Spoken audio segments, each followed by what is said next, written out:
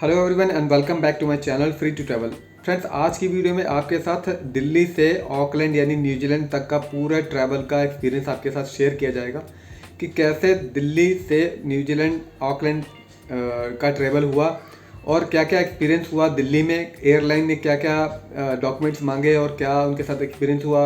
उसके बाद इमिग्रेशन पे कैसा एक्सपीरियंस रहा दिल्ली में। उसके बाद जो दूसरी कंट्री थी वहाँ पर जब ये पहुँचे उसके बाद वहाँ पर क्या एक्सपीरियंस हुआ, क्या क्या वहाँ पर जो एयरलाइन है उन्होंने क्या क्या क्वेश्चन किए और क्या डॉक्यूमेंट्स मांगे। उसके बाद लास्ट फाइनल इनके डेस्टिनेशन में जब ये पहुँचे न्यूजीलैंड में ऑकलैंड में, तो वहाँ पर क्या क्या एक्सपीरियंस हुआ और क्या क्या डॉक्यूमेंट्स इनसे मांगे गए और कैसे इनको एंट्री मिली। तो एंट्री की एक फ़ोटो भी मैंने शेयर की है अपने कम्युनिटी टैब पर, तो आप देख सकते हो। और चैनल थंबनेल पे भी पड़ी है, वो मैंने थंबनेल पे भी डाली है, लगाई है फ़ोटो। तो फ्रेंड्स, इनके ही ज़बानी हम सारा कुछ सुनेंगे कि इन्होंने कैसे वहाँ पर एक्सपीरियंस लिया। और इनकी जो ट्रैवल हिस्ट्री थी वो सिर्फ थाईलैंड और कंबोडिया की थी। तो थाईलैंड और कंबोडिया की सिर्फ ट्रैवल हिस्ट्री थी इनकी, बट कॉन्फिडेंस था इनके अंदर। इन्होंने कॉन्फिडेंटली सारे क्वेश्चन जो इनसे पूछे गए वहाँ पर जो डॉक्यूमेंट्स थे वो इन्होंने सारे प्रॉपर दिए। और जो भी न्यूजीलैंड से रिलेटेड एक वीज़े से लेके घूमने तक के पूरे इनके साथ जो क्वेश्चन वगैरह इनसे किए गए, पूछे गए या डॉक्यूमेंट मांगे गए, तो इन्होंने सारे वो प्रोवाइड कराए। इनको इन्फॉर्मेशन थी और इन्होंने सारा कुछ क्लियर किया स्टेप बाय स्टेप, और ये अब न्यूजीलैंड पहुंच चुके हैं।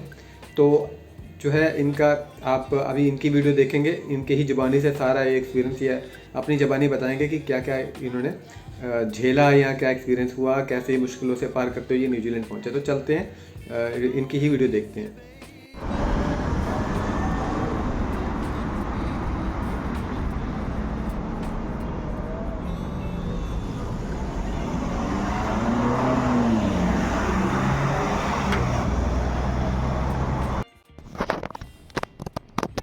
हेलो फ्रेंड, सत श्री अकाल। My self Mohit Kumar. मैं आपको अपना एक्सपीरियंस बताना चाहता हूँ दिल्ली टू ऑकलैंड न्यूजीलैंड के लिए। फ्रेंड्स, मैं दिल्ली से डायरेक्ट न्यूजीलैंड आया हूँ। मेरी फुली कतर एयरवेज थी Delhi to Doha IndiGo and Doha to Auckland.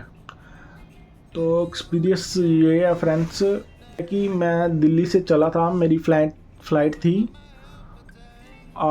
10:10 की। तो मैं बोर्डिंग पास लाइन में लग गया था कोई 7 बजे के करीब। तो आगे से बोर्डिंग स्टार्ट थी, तो लाइन में लगा हुआ था। तो 2 साइड पे लड़के बैठे होते हैं, वो अलो करते हैं चेक इन के लिए।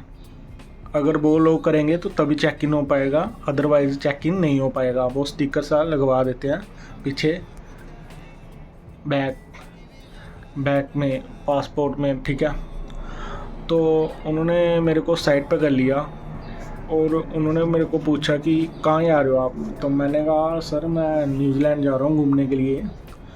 तो मेरा कहाँ घूमोगे न्यूजीलैंड। मैंने कहा मैं क्राइस्टचर्च घूमूंगा।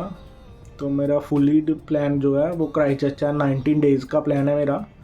तो मेरे पास डॉक्यूमेंट पूरे थे, मतलब पेपर वर्क पूरा था। तो उन्होंने कहा ओके क्राइस्टचर्च कहाँ कहाँ घूमोगे। तो मैंने उनको अपनी फ़ाइल के अकॉर्डिंग बताया कि मैं यहाँ यहाँ घूमूँगा। अकोरा है, जहाँ इनविसिगल है, यहाँ ब्लफ है, यहाँ ट्यूमर है, ठीक है। तो जहाँ क्यूनस्टून है। तो मैंने कहा ये मेरी आगे की टिकट है, Christchurch to Auckland to Christchurch. And ये मेरी मतलब कि ये फुली कतर एयरवेज़ है, मतलब कि मेरी सेम फ़्लाइट है आने की भी और जाने की भी। उन्होंने कहा ओके सर 2 मिनट्स वेट, हमारे सीनियर आएंगे तो वो बात करेंगे। मैंने कहा ओके। तो जो उसके साथ बैठा हुआ था, तो फिर 5 मिनट के बाद उन्होंने डॉक्यूमेंट पकड़े। ओके कहाँ जा रहे हो। मैंने कहा न्यूजीलैंड जा रहा हूँ। ओके आप कहाँ से, मतलब कि उन्होंने मेरे को पूछा न्यूजीलैंड क्या करोगे। मैंने कहा सर मैं घूमने जाऊँगा। तो गए ओके, मैं this is my hotel, all hotel booking. मतलब कि मेरा 90 डेज़ का प्लान है, तो मेरे पास ऑल डॉक्यूमेंट्स हैं। ओके सर, उन्होंने कहा कि 2 मिनट वेट। उन्होंने कहा कि मतलब कि आपने होटल कहाँ से बुकिंग की है, ये कंफर्म है। मैंने कहा सर कंफर्म है। उन्होंने कहा कि आपने यहाँ से होटल बुकिंग किए थे, वो मेल दिखाओ जहाँ से पैसे ट्रांसफ़र किए। मैंने कहा सर मैंने होटल पोर्टल से किए हैं, ठीक है।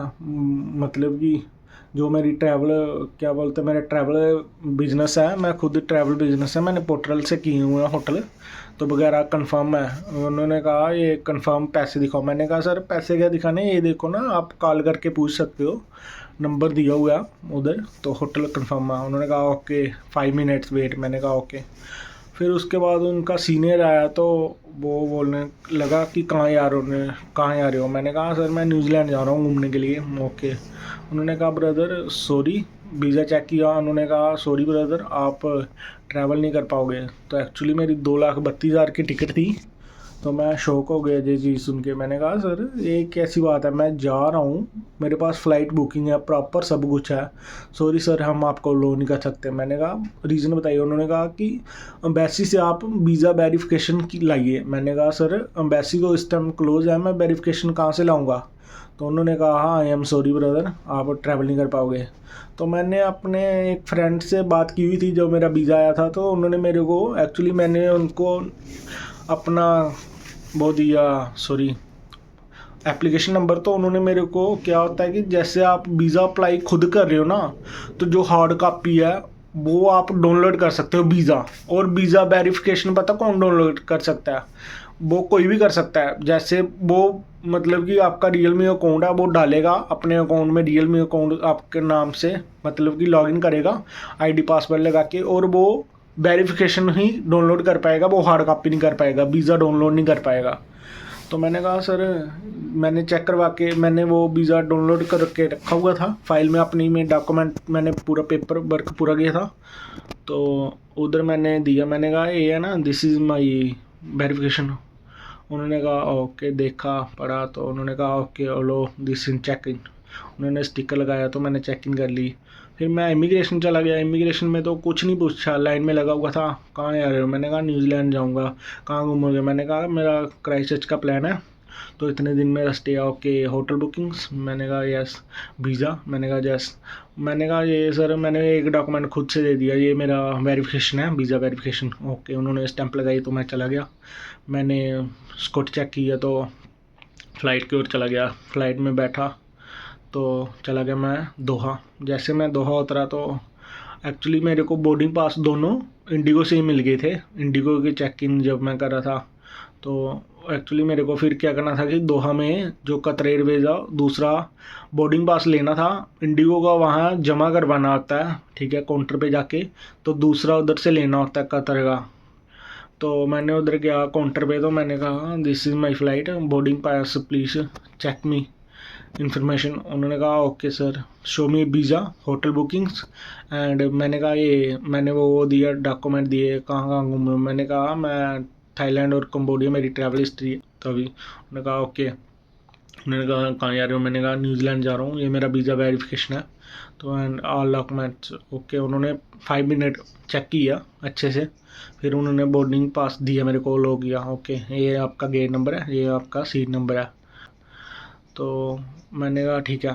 तो मैं गया आगे, तो अपने मैं मतलब गेट पे पहुंच गया, बोर्डिंग गेट पे। आगे बोर्डिंग स्टार्ट थी, मेरा 2 घंटे का ले ओवर था, 2 घंटे 5 मिनट का आगे बोर्डिंग स्टार्ट थी, तो बोर्डिंग कर रहे थे लोग। तो मैंने जैसे किया तो लाइन में लगा, तो मेरा बोर्डिंग पास स्कैन ना हो, ठीक है। तो बोर्डिंग पास स्कैन ना हो तो उन्होंने मेरे को साइड पे रख लिया, ठीक है, साइड पे कर लिया। तो उनका बोले कि ज़रा सीनियर आएगा, उनसे बात करनी पड़ेगी। मैंने कहा ठीक है। तो उधर से आया उनका सीनियर कतर एयरवेज़ का, तो वो इंडियन ही था, हिंदी में बात कर रहा था। अखा कहाँ जा रहे हो। मैंने कहा न्यूजीलैंड जा रहा हूँ। Okay show my visa. मैंने कहा जैस होटल बुकिंग। उन्होंने फ़ोटो खींचा, पासपोर्ट का चेक किया। ओके कहाँ कहाँ घूमे हो। मैंने कहा यहाँ यहाँ घूमा हूँ। ओके तो फिर उन्होंने कहा कि वेट 5 मिनट, सीनियर आ रहे हैं, उनसे बात करनी पड़ेगी। एक और आया, वो भी इंडियन ही था। बोला कहाँ जा रहे हो। मैंने कहा न्यूजीलैंड जा रहा हूँ। कब जा रहे हो। मैंने कहा अभी आ रहा हूँ। उनते आओगे कब। मैंने कहा 5 तारीख को मेरी वापसी की फ़्लाइट है, 19 डेज़ के मेरा प्लान है पूरा, और मेरे पास पूरा प्रॉपर होटल बुकिंग है, प्रॉपर करेंसी है, प्रॉपर वीज़ा है। ओके उन्होंने होटल चेक किए, मेरा पासपोर्ट अच्छी तरह चेक किया, ठीक है। तो उसके बाद उन्होंने वीज़ा चेक किया, तो मैंने वीज़ा वेरिफिकेशन दिखाया। तो उन्होंने कहा कि आप जो मेल पे अप्रूवल आया, आपकी वीज़ा का अप्रूवल आता है ना मेल पे, जैसे रियलमी अकाउंट में आप मेल डालोगे तो वीज़ा का अप्रूवल मेल में आता है। तो उन्होंने कहा शो मी ईमेल। मैंने कहा सर मेरा ब्रदर टीचर है, तो उन्होंने अप्लाई किया था साथ में बैठ के, तो उनकी मेल पे अप्रूवल है। उन्होंने कहा ये कोई मजाक है। मैं सर मजाक की थोड़ी ना बात है, ये मेरा वीज़ा वेरिफिकेशन है, ये मेरा सब ओके। उन्होंने कहा कहाँ से, एम्बेसी में जमा करवाया था वीज़ा पासपोर्ट। मैंने नहीं सर, मैंने रियलमी अकाउंट से डाला था वीज़ा, ओके। उन्होंने कहा रियलमी अकाउंट शो मी लॉगिन। मैंने लॉगिन करने लगा तो शायद मैंने अपने रब का नाम लिया, कोई पता नहीं कोई ऐसी मेल होगी। तो उन्होंने कहा ओके शो मी न्यूजीलैंड डॉलर्स। मैंने बायलेट निकाला तो आखा ओके ओके बायलेट में ही रहने दो। तो बायलेट से उसने ऐसे देखा तो ओके, उसने बोला आपकी कंपनी का कितना बजट है, क्या काम करते हो, कौन से बिजनेस पेपर लगाए थे। मैंने कहा सर मैं खुद की ट्रैवल एजेंसी है मेरे पास, तो मैंने वही लगाई थी। तो कि कितना बजट है, मैंने कहा सर इतना। तो आपका ट्रैवल मतलब कि न्यूजीलैंड प्लान का कितना बजट है, मैंने कहा 5 to 6 लाख। ओके, तो उसने फिर अलो कर दिया, ओके गो दिस बोर्डिंग। तो उन्होंने मैडम को पकड़ाया, लो मैडम ने कहा ओके, उन्होंने कहा हाँ okay okay sir 1 minute wait. मैंने कहा ओके। उन्होंने बोर्डिंग की, नया मतलब बोर्डिंग पास दिया, वो वाला उधर ही उन्होंने पार के फेंक दिया, तो अपने पास ही रख लिया। तो बोर्डिंग की, तो मैं आ गया फ़्लाइट में। फ़्लाइट थी मेरी 15 घंटे 55 मिनट, 16 घंटे की थी समथिंग। फ़्लाइट में था, आपको पता है 16 घंटे की फ़्लाइट में तो बहुत तकलीफ़ आती है, बट क्या करना था। फिर फ़्लाइट आए, जब न्यूजीलैंड उतरे तो न्यूजीलैंड वालों ने, हम उतरे तो उन्होंने बस में शटर बस में बैठाया, तो आगे उधर इमिग्रेशन काउंटर पे, इमिग्रेशन काउंटर पे 2 मैडम थी, ठीक है, 2 ही ऑफिसर थे, और मैं लाइन में लगा। मेरे से उन्होंने ये तक नहीं पूछा कि, उन्होंने बोला कि शो मी ये पासपोर्ट। मैंने कहा जैस। उन्होंने कहा अराइवल कार्ड फिलिंग। मैंने कहा जैस। तो मैंने दिया, तो उन्होंने कहा ओके होम एंड स्टे। मैंने कहा 19 days, okay show me visa. मैंने कहा जैस। उन्होंने स्टैंप मारी और चलो। उन्होंने मेरे से ये तक भी नहीं पूछा कि आप कहाँ रुकोगे, कैसे आए हो, कैसे वीज़ा लिया है, क्या क्या डॉक्यूमेंट लगाए हैं, क्या क्या जो आप लोग डरा रहे हो ना, मतलब कि वीडियो में यूट्यूबर जो डरा रहे हैं कि ऐसे है न्यूजीलैंड, ऐसे कर रहा है, ऐसे कर रहा है, एंट्री डिनाइड कर रहा है। उन्होंने मुझे ये तक भी नहीं पूछा कि आपने ट्रैवल हिस्ट्री की है, आपका वीज़ा रिफ्यूज़ है, आपने डॉक्यूमेंट कौन कौन से लगाए थे, कौन कौन से नहीं लगाए थे। ऐसा कुछ नहीं है। खाली हाँ तकलीफ़ होगी कहाँ से, जहाँ से आप इंडिया से डायरेक्ट चढ़ोगे, ठीक है, न्यूजीलैंड के लिए, वहाँ से प्रॉब्लम आएगी। और सैंड एंड जहाँ ले ओवर है वहाँ में तकलीफ़ आएगी, वहाँ से आपको 100% है वो इरिटेट करेंगे ही करेंगे। तो इरिटेट आपको इंडिया में भी करेंगे, एयरलाइंस वाले करेंगे। इमिग्रेशन तो कुछ भी नहीं है, इमिग्रेशन स्मूथ है, ठीक है। ज़्यादातर अगर कर रहे हैं कोई पंगा तो वो कर रहा है एयरलाइंस। तो आई होप कि मैं सभी से यही रिक्वेस्ट करता हूँ कि आप सभी मतलब कि जो भी आपका पेपर वर्क है ना, पूरा प्रॉपर लेके चलिए, ठीक है, पूरा प्रॉपर पेपर वर्क चलिए पूरा। बाकी अदरवाइज़ कुछ नहीं होगा। आप क्वेश्चन आंसरिंग करने वाले होने चाहिए, ठीक है, और दम रखने वाले होने, और घबराने की बात नहीं है। मैं घबराया नहीं, सबसे बड़ी बात है, मैंने ठोक के जवाब दिया, मैं ये कह रहा हूँ, मैं ये जा रहा हूँ, ये मेरा ये प्लान है, ये है सब कुछ ओके। तो न्यूजीलैंड ने कुछ नहीं पूछा, उसने स्टैम्प मारी, चलो आ गया कस्टम पे। उन्होंने कहा आपके पास यही सामान, मैंने ना कहा नहीं मेरे पास ऐसा कुछ नहीं है। उन्होंने कहा ओके गो। बस चेक इन हुई तो बैग चेक करवाया तो बाहर, बस यही कहानी है। न्यूजीलैंड में कुछ नहीं है, ले ओवर में आएगी दिक्कत, बट वो भी क्या है कि बंदे का प्योर लक है। लक की बात नहीं है, पेपर वर्क पूरा हो तो लक भी कुछ नहीं है, पेपर वर्क पूरा ना हो तो फिर तो तकलीफ आएगी ना। आपको पता नहीं होगा आपकी फ़ाइल के अकॉर्डिंग क्या क्या डॉक्यूमेंट लगे हैं, क्या क्या वो होगा, तो फिर तो तकलीफ आएगी ना। और ये दिल्ली एयरपोर्ट से भी अगर पेपर वर्क पूरा होगा, वीज़ा वेरिफिकेशन होगा, वीज़ा होगा, तो फिर no problem. Okay, thank you.